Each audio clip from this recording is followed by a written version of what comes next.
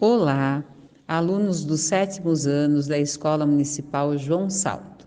Eu sou Keila, professora de Ciências, e hoje nós vamos trabalhar com a apostila de Ciências, livro 2, capítulo 12, Artrópodes 1, das páginas 37 a 43. Na página 37, nós vamos falar um pouquinho sobre as características gerais dos artrópodes. E ele coloca para a gente uma curiosidade, né? Que não é por falta de variedade, é o grupo com maior número de espécies entre todos os animais. Então, nós temos lá moscas, baratas, percevejos, camarões, caranguejos, aranhas, carrapatos, escorpiões, centopeias, né, etc., que constitui o importante grupo dos artrópodes, que significa artros, articulação, podes, né, podos, pés, em razão de toda esse fato de apresentarem pernas, antenas e peças bucais articuladas. Então, eles são aí, né, como características, invertebrados, como nós já falamos, possuem patas articuladas, possuem o corpo geralmente dividido em cabeça, tórax e abdômen, e em alguns deles pode haver aí a fusão da cabeça com o tórax e o corpo sendo dividido em cefalotórax e abdômen. Ainda na página 37, acompanhando no slide, as características gerais dos artrópodes. Então, eles possuem um esqueleto externo, um exoesqueleto, constituído por quitina, tá? Então, uma carapaça resistente e externa, formada de quitina, um açúcar que protege o animal contra choques mecânicos e evaporação da água, tá? E o exoesqueleto ou esqueleto externo, como eu acabei de dizer. São os mais numerosos em variedades de espécies, como eu falei para vocês, né? Uma variedade grande, um grupo maior número de espécies que nós temos.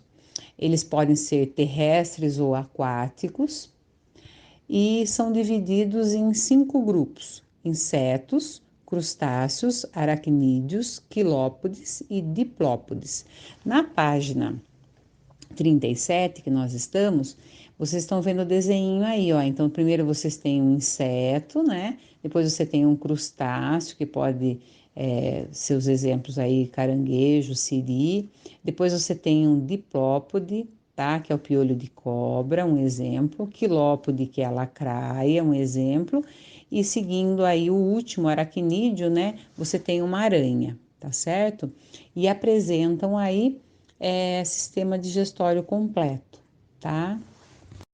Agora nós vamos na página 38 e nós vamos trabalhar nos artrópodes 1 somente o grupo de insetos, tá? Que é o primeiro que nós acabamos de ver na página 37, tá? Então, nós vamos trabalhar só o grupo de insetos, com suas características, tudo aquilo que ele tem, sua morfologia, seu habitat, reprodução, todas as características que englobam ele. Então, na página 38, como eu acabei de dizer, quais são as características, né? Como eles vivem? Vivem principalmente em ambientes terrestres, mas outros vivem em ambientes aquáticos. Tem o corpo dividido em cabeça, tórax e abdômen. Possui um par de antenas e a maioria possui asas. Continuando aí com as estruturas, tá? Cabeça, antenas, a função tátil e olfatória, os olhos, orientações de voo ou localização de presas, quando existentes, as peças bucais servem para lamber, mastigar ou sugar, dependendo da espécie, o tórax, as asas, um ou dois pares, servindo para aumentar a adaptação, bem como a fuga de predadores, e o abdômen, órgão reprodutor, e a abertura dos órgãos respiratórios. Então, vocês podem ver aqui no esqueminha, né, o aspecto aí de uma abelha, a cabeça, o tórax e o abdômen. Então, eu coloquei mais ou menos resumido o que está no quadro sobre a questão dos insetos, eu coloquei para vocês no escrito aqui do slide, que está na página 38, tá certo? Aí nós temos aí alguns exemplos também de insetos. A borboleta, a formiga, a abelha, o gafanhoto, são alguns exemplos que eu coloquei aí para vocês de inseto, entre muitos outros que existem. Ainda na página 38, nós vamos falar um pouquinho sobre o exoesqueleto ainda e sobre a carapaça externa, né, desses artrópodes que são os insetos. Então, nós sabemos que a carapaça ela é formada por quitina, que dá a proteção e sustenta seu corpo, e essa carapaça impede que os animais cresçam exageradamente, portanto, eles são pequenos e muito fortes. O único período de fragilidade é quando eles trocam essas carapaças, tá? Que ocorre a muda. Então, esse exoesqueleto, né, o esqueleto externo, não cresce junto com o animal. Para crescer, né, os artrópodes precisam sair de dentro dessa carapaça. E esse processo se chama muda, tá? E outro fator importante é sobre sua respiração, que é realizada por traqueias, tubos bem finos que se abrem em orifícios, né, no tórax e no abdômen. Esses orifícios recebem o nome de espiráculos, tá? Local por onde entra o ar, tá? Então, vocês estão vendo aí um exemplo do inseto, né? E os tubos aí ramificados para o exterior, tá bom? Onde permite a troca aí dos gases, tá? Que transporta os gases através dessa respiração realizada por traqueias, respiração traqueal. Agora, na página 39, nós vamos falar um pouquinho sobre a reprodução e o desenvolvimento. Então, eu coloquei aí para vocês como os insetos se desenvolvem. Alguns insetos depositam seus ovos no solo, em determinadas partes das plantas, né, ou no corpo de outros animais.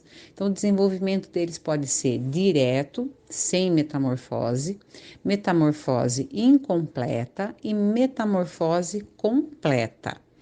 No primeiro, nós vamos ver agora o desenvolvimento direto, que é sem a metamorfose. Os insetos já saem do ovo com a forma do animal adulto, só que tem tamanho menor, não sofre metamorfose. Então você pode ver o ovo aí no esqueminha de vocês, na apostila também tem o desenvolvimento em estágios, mas eles são iguais, né? Então não sofrem mudanças, tá? Então o caso que eu coloquei aí são as traças e na apostila também tem. No outro, nós temos a metamorfose incompleta. Do ovo sai a ninfa, um inseto jovem, com a forma semelhante à do inseto adulto, ainda pequeno e sem asas, passando por diversas mudanças até a fase adulta. Então, eu tenho o ovo, eu tenho a ninfa e tenho o adulto. Então, na metamorfose incompleta, saem os ovos da ninfa que atingem algumas modificações, tá? No estágio aí adulto. É o caso, por exemplo, das baratas, cupins, libélulas, cigarras e percevejos, tá? Então, vocês estão vendo aí no esqueminha que é o mesmo também da apostila. E por último, a metamorfose completa.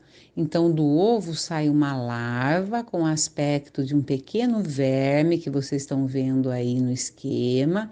Depois, essa larva transforma-se, né, em pupa, ficando imóvel e encerrando num casulo para depois sair do seu interior. Então, eu tenho desenvolvimento em estágios: o ovo, a larva, a pupa e o adulto. Então, é uma metamorfose completa.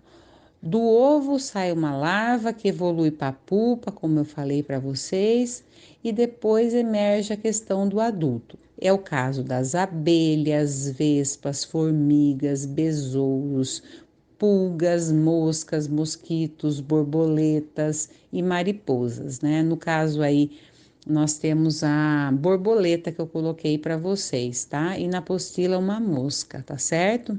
Na página 39 e 40, nós vamos falar um pouquinho sobre os insetos e o ser humano. Então, há dois tipos de aspecto na relação aí, né? Aspectos positivos, que é a importância dos insetos, da página 39, e os aspectos negativos, que também englobam um pouquinho os insetos de interesse médico, tá? Então, vamos lá, da página 40. Na página 39, nós vamos falar aí sobre algumas espécies que têm papel fundamental na polinização de flores, tá? Então, muitas plantas são polinizadas por espécies de insetos, inclusive abelhas, as quais se tornam muito importantes para a agricultura.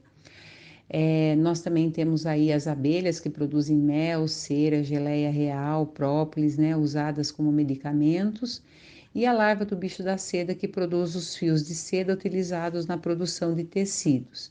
E também algumas espécies que são usadas para controle biológico, né? O que que é isso? É uma técnica, né, que extermina aquele inseto praga, é, que prejudica uma determinada lavoura, tá? Então, esses são os aspectos positivos. O aspecto negativo é que muitas espécies atacam as plantas, né, cultivadas na agricultura, e também há insetos que causam prejuízos domésticos, como é o caso das traças, os cupins, tá? E outros são aqueles insetos que transmitem doenças, como é o caso, por exemplo, que eu coloquei para vocês, das fêmeas, né? Anófilis hematófagas, tá? Que elas são transmissoras da malária. Na página 40, nós temos vários insetos de interesse médico que eu peço para que vocês deem uma lida neles aí, como por exemplo a Aedes aegypti, que eu coloquei para vocês, o vetor do vírus, né, da febre amarela e do vírus da dengue, o Trypanosoma cruzi, que é causador da doença de Chagas, né, entre outros que nós temos aí, tá bom? Agora eu deixo para vocês as atividades da apostila, página 40, 1, 2 e 4, A e B, e páginas 41 e 42, 5, 6, 7, A, B e C. Uma ótima semana, bons estudos, qualquer coisa eu estou no grupo do WhatsApp. Um abração a todos.